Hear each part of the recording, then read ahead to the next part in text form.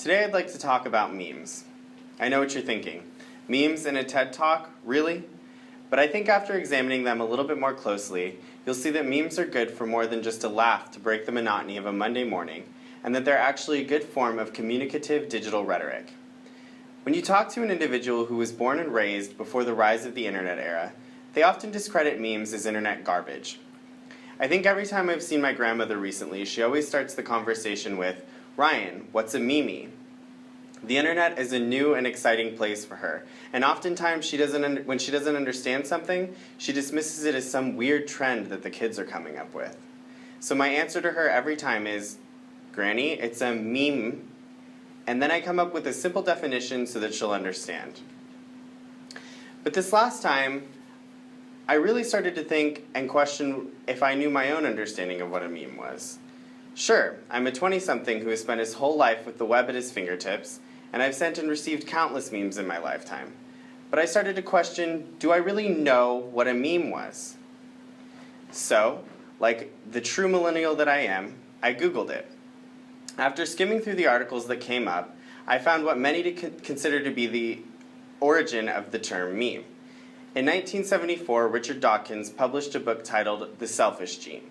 In this text, he crafted the term meme to convey an idea, behavior, or style that spreads from person to person within a culture. The idea was that a meme was a cultural version of a gene, and that it mutates through natural selection. Memes, over time, adapt with society's values. So the initial concept of a meme didn't even encompass what our society identifies as an internet meme. So I took that bit of information and I started to expand upon it.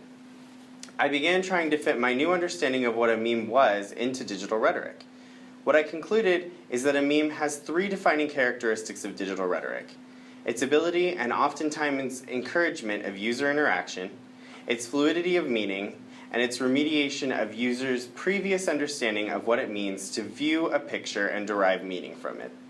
So let me expand a bit more on those 3 points. User interaction is the backbone of memes. In J.D. Aplin's text, Writing for the Web, digital rhetoric is described as becoming unfixed and interactive.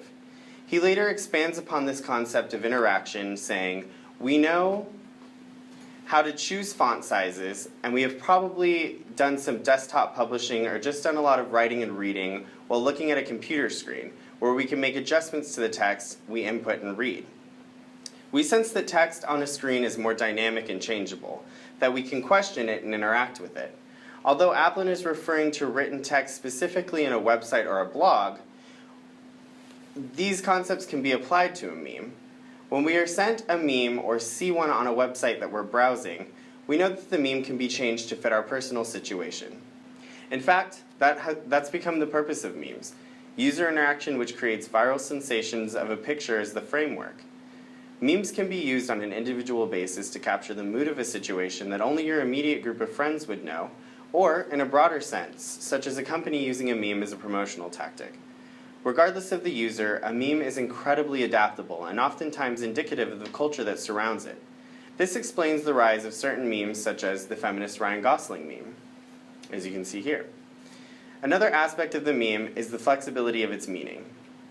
The importance of modularity in new and digital media is something Aplin discusses in his text as well. Units of info are modular if they do not change their separate identities and retain their independence when they're being used to construct larger bodies of information. He then uses the example of a video clip inserted into a body of text. The video clip retains its separate identity from the text and is able to be unplugged from a particular environment and plugged back in somewhere else. This is true with memes as well. Many of the memes that we come across can be unplugged and plugged back in to describe a different situation. For example, this Leslie Note meme.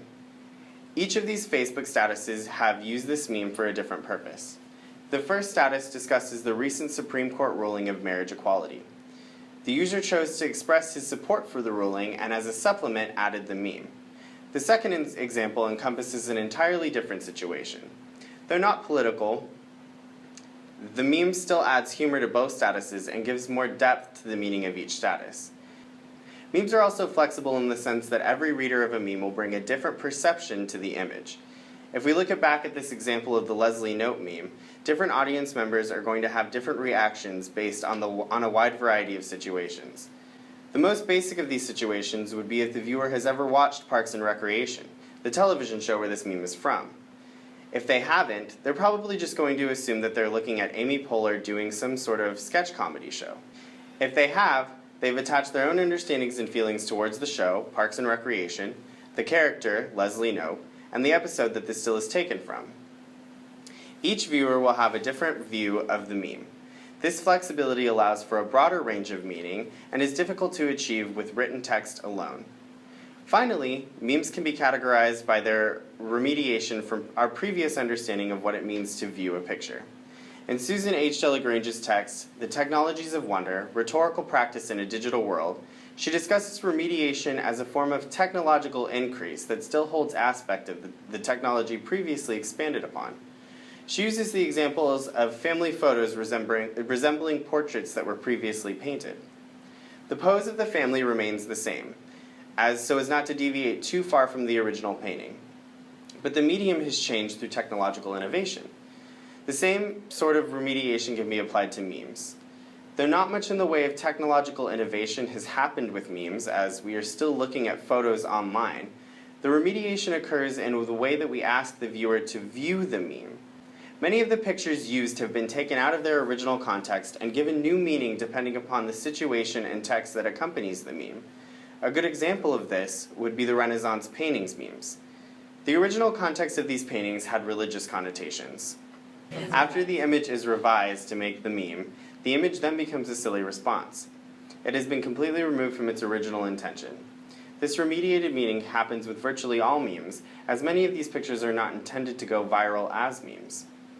So after I looked at all three of these defining characteristics of memes, I began to see a usefulness in the playful images that are bounced across our computer screen.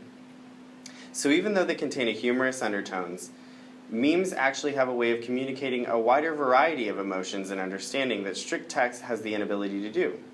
So the next time you hear somebody say memes are useless, you can tell them that they're actually an important part of digital rhetoric. Thank you.